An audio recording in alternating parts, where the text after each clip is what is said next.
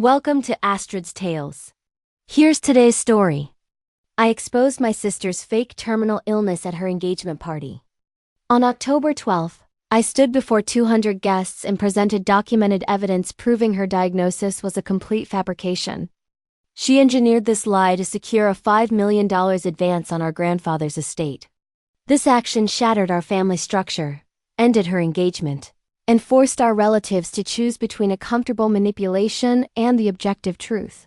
I do not regret my decision. The events leading to this confrontation span 8 months.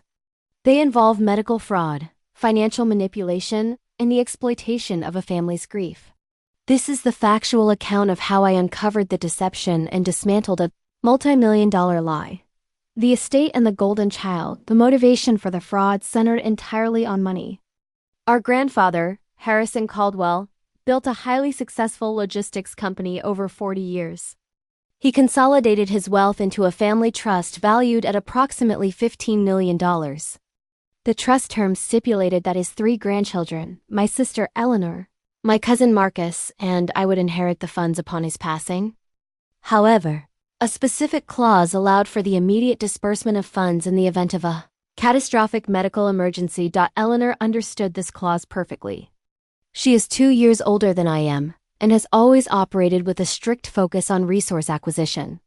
Growing up, she utilized emotional leverage to avoid consequences and secure financial support from our parents. Our parents consistently enabled this behavior, labeling her sensitive, while dismissing her manipulations. In January, Grandfather Harrison suffered a mild stroke. His health declined, prompting discussions about the imminent execution of the trust. Eleanor, who carried significant credit card debt and possessed no stable income, faced a future where her inheritance would be managed by a strict financial trustee. She required a mechanism to unlock the funds immediately and without oversight. 3 weeks after Grandfather's stroke, Eleanor gathered the family in my parents' living room. She announced she had stage 4 glioblastoma, an aggressive form of brain cancer. She claimed her doctors gave her less than a year to live. The family reacted with immediate, devastating grief. My mother collapsed. My father promised to liquidate his retirement accounts to fund any necessary treatments. Grandfather Harrison, weeping from his wheelchair, immediately activated the medical emergency clause in the family trust. He authorized a $5 million transfer to Eleanor's personal accounts to cover experimental treatments and ensure her final months were comfortable. The medical inconsistencies. I accepted her diagnosis initially. The gravity of terminal cancer leaves little room for skepticism. However, over the next 4 months, Eleanor's behavior and physical condition failed to align with established medical facts regarding stage 4 glioblastoma and aggressive chemotherapy. First, Eleanor retained all her hair. She claimed her specific experimental targeted therapy did not cause hair loss. While certain targeted therapies spare hair follicles, her energy levels presented a second inconsistency. She maintained an active social calendar. She planned a lavish engagement party with her fiancé, Greg, a man she met only 2 months prior to her diagnosis. She took frequent trips to luxury resorts, classifying them as healing retreats. Second, she guarded her medical information with absolute hostility. When I offered to accompany her to an oncology appointment, she refused. When our mother asked to speak with her doctor to understand the prognosis, Eleanor claimed the clinic required strict privacy protocols due to the experimental nature of the trial. I decided to investigate the clinic. Eleanor mentioned she received treatment at the Aura Wellness Institute in a neighboring city. I researched the facility. The Aura Wellness Institute does not employ oncologists. State medical board records confirm the facility operates as a holistic spa specializing in vitamin 4 drips, infrared sauna therapy, and cosmetic dermatology. They do not possess the licensing or the equipment to administer chemotherapy or radiation. This single, verifiable fact shifted my perspective. I stopped treating my sister as a dying woman and began observing her as a person of interest in a financial fraud case, gathering the evidence to expose a lie of this magnitude. I required irrefutable documentation. Suspicion alone would only cast me as a jealous, unhinged sibling. I needed medical records, financial trails, and proof of intent. I began with the financial trail. Because Eleanor remained on our parents' comprehensive health insurance plan, a fact she overlooked in her planning, I realized an explanation of benefits, EOB, history must exist. I visited my parents' house under the pretext of helping my father set up a new computer. While organizing his digital files, I accessed the family insurance portal. I downloaded Eleanor's EOB statements for the past 8 months. The documents confirmed my findings regarding the clinic.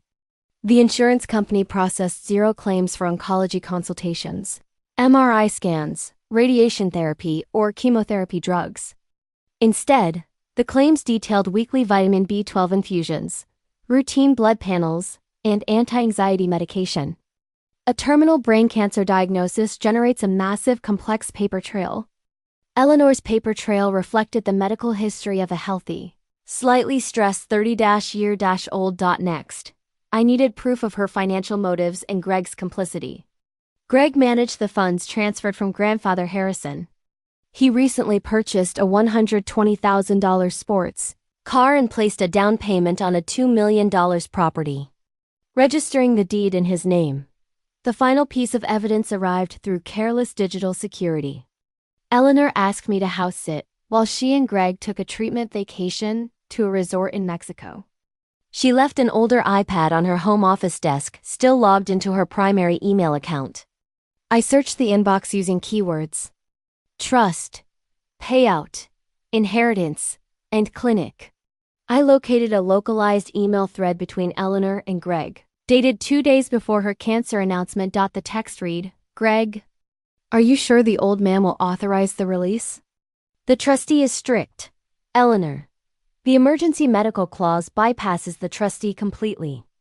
If I have a terminal diagnosis, he signs the release directly. I already drafted the fake letterhead from Dr. Aris. We just need to sell the tiers. Greg, $5 million clears all my debts and gets us the house." You are a genius. I exported the entire email thread, the fake doctor's letter she had drafted, and the insurance EOB statements to a secure external drive. I now possessed a complete dossier of the fraud. The ethical calculus possessing the truth presents a distinct burden. I faced a critical decision regarding how to deploy this information. Option 1 involved a private confrontation. I could present the evidence to our parents and grandfather Harrison behind closed doors. However, family dynamics indicated this approach would fail. My parents possessed a lifelong pattern of shielding Eleanor from accountability. If confronted privately, they would likely bury the information to protect the family name and avoid the shame of public exposure.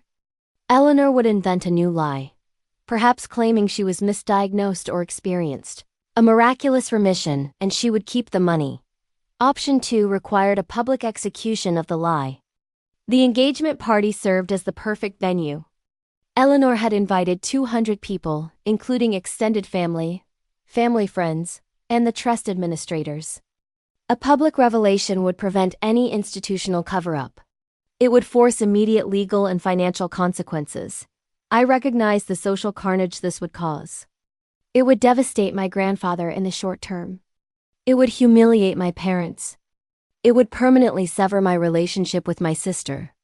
I weighed these outcomes against the reality of allowing a predator to steal $5 million from a dying man using the weapon of fake terminal cancer. I chose the public revelation. Truth requires sunlight to disinfect rot. The engagement party. Eleanor scheduled the engagement party at a high-end country club. She utilized the embezzled trust funds to secure an open bar, a 10-piece live band, and extravagant floral arrangements. The atmosphere felt less like a celebration of love and more like a coronation. I arrived early. I carried a leather briefcase containing 50 professionally bound folders.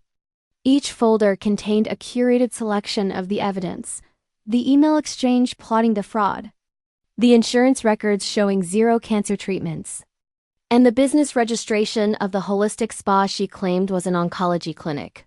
I placed the briefcase under my assigned table and observed the room. Eleanor wore a custom designer gown. She worked the crowd, accepting tearful hugs and offering brave smiles. Guests whispered about her courage. Greg stood by her side, playing the role of the devoted, tragic partner. At 8 p.m., the band stopped playing. The event coordinator tapped a microphone, signaling the beginning of the toasts. My father spoke first, delivering a weeping tribute to Eleanor's strength. Greg followed, speaking about his dedication to making her remaining time beautiful. Then, Eleanor took the microphone. She wiped a carefully manufactured tear from her cheek. "I don't know how much time I have left," she told the silent, captivated audience. "But I know that the love in this room and the generous support of my grandfather has given me peace. I intend to fight this disease with everything I have." I stood up from my table. I picked up the briefcase and walked to the center of the dance floor. "The confrontation. You are not fighting a disease, Eleanor," I said. I projected my voice clearly across the silent room. "You are executing a financial fraud." A low murmur rippled through the guests. My mother stood up immediately, her face pale. "Harper, sit down. What are you doing?" "She is sick." I opened the briefcase. I pulled out the first stack of folders and handed them to the guests sitting at the nearest table, which included the trust administrators and my grandfather's lawyer. "Eleanor does not have stage 4 glioblastoma," I stated, maintaining a neutral, objective tone. "She does not have cancer of any kind. She fabricated a terminal diagnosis to trigger the medical emergency clause in grandfather's trust. She successfully embezzled $5 million. Eleanor dropped the microphone. It hit the hardwood floor with a sharp electronic screech. "Get her out of here," she screamed, pointing at me. "She's insane. She's always been jealous of me." I continued distributing the folders. "Inside these documents you will find Eleanor's actual medical records. They show weekly vitamin infusions and Botox appointments. You will not find a single record of chemotherapy. You will also find an email exchange between Eleanor and Greg, dated January 28th, explicitly outlining their plan to forge medical documents to secure the trust payout." Greg moved toward me, his face red with sudden rage. "You broke into her private property. That is illegal." His statement served as an immediate public confirmation of the email's authenticity. The trust administrator, a pragmatic man named Mr. Vance, opened the folder. He reviewed the first page, then the second. The color drained from his face. My grandfather sat in his wheelchair at the front table. I walked directly to him and handed him a folder. "I am sorry, grandfather," I said. "She lied to you. She used your love to steal your money." The room descended into absolute chaos. Guests opened the folders and read the objective facts. Whispers turned into shouts. Several of Eleanor's friends backed away from her, looking at her with undisguised horror. My mother rushed to Eleanor, still trying to maintain the illusion. "Eleanor, tell them it isn't true. Tell them about Dr. Aries." Eleanor possessed no counter-argument against documented reality. She looked at the exit, then at Greg. Greg did not look at her. He looked at the trust administrator, calculating his legal exposure. The funds were transferred under fraudulent pretenses.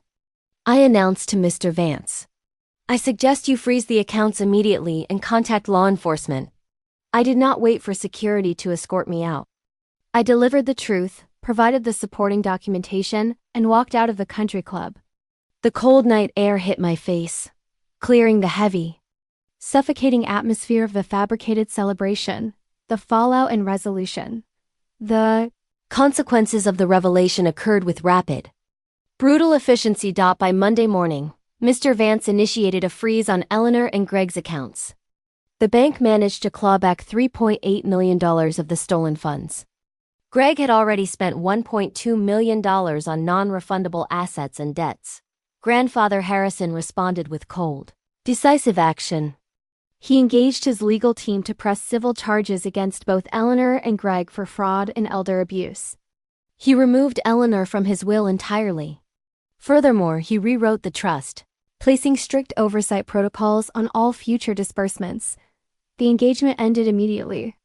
Greg attempted to leverage a plea deal, claiming Eleanor masterminded the entire operation and he was an unwitting participant. The emails I provided proved otherwise. They currently face ongoing litigation. My family dynamics fractured permanently. My father recognized the truth and apologized to me for years of enabling Eleanor's behavior. My mother, however, remains trapped in denial. She blames me for the public nature of the exposure. She claims I destroyed the family. I no longer speak to her. Some extended relatives called me harsh. They argued that exposing her at the engagement party was unnecessarily cruel. They suggested I should have handled the matter with more compassion. I reject that premise entirely. Compassion applied to a predator only creates more victims. Eleanor utilized the most sacred human emotions, grief, love, and the fear of death, as tools for theft.